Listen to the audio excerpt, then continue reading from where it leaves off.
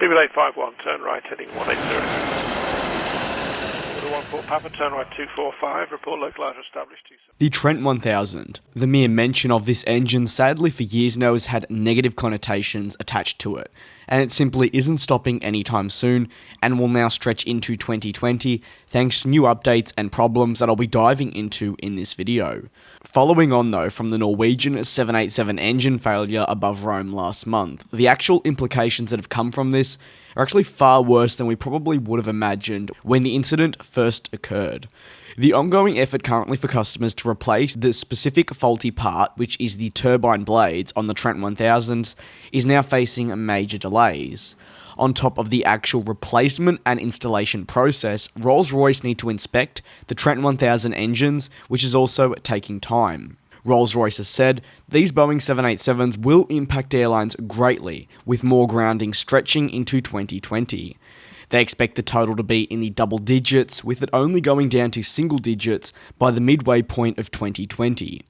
It was actually only a few months back when it did appear that we were past the worst of the Trent 1000 problems, and focus could finally shift to other aircraft's engines within the Rolls Royce extended family. However, this short grace period, if you will, has quickly vanished. The turbine blades, which are seeing the problem as I've mentioned in a few videos now, are showing signs of poor quality, and in turn, signs of actually not living a full life on an engine. At least what it would be expected for an engine like the Trent 1000 in terms of lifespan. Inspections are widespread, and therefore they are taking time. Also putting the various 787s out of service when these inspections are taking place. Today's video, which focuses on the Trent 1000, isn't the first time I've mentioned this issue. In another video, I actually discussed how Virgin Atlantic would be postponing the retirement of their own aging Airbus A340s until at least the end of December, potentially even early 2020.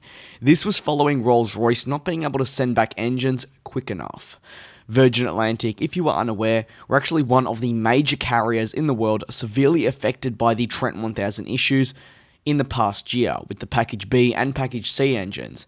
In fact, just going back to February when I was in London on a holiday, you could clearly see at Heathrow multiple Boeing 787s with Virgin Atlantic parked up with either their engines removed or their engines completely covered up. If anything, it looked like the Boeing 787s were more in a graveyard where airplanes essentially go to rest rather than readying for service. Rolls-Royce said though, "We deeply regret the additional disruption that this will cause our customers, and we continue to work closely with them to minimize the impact on their operations." This is pretty stock standard nowadays. We have heard this statement multiple times. The issue, while impacting customers across the globe, is also hitting Rolls-Royce hard.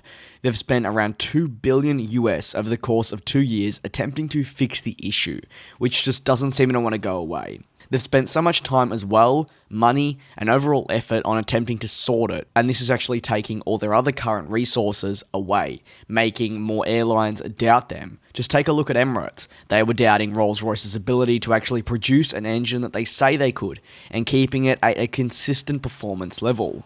What are your thoughts? Let me know down in the comment section below, and as always, thank you very much for tuning into another one of my videos. I do very much look forward to you all joining me in the next one.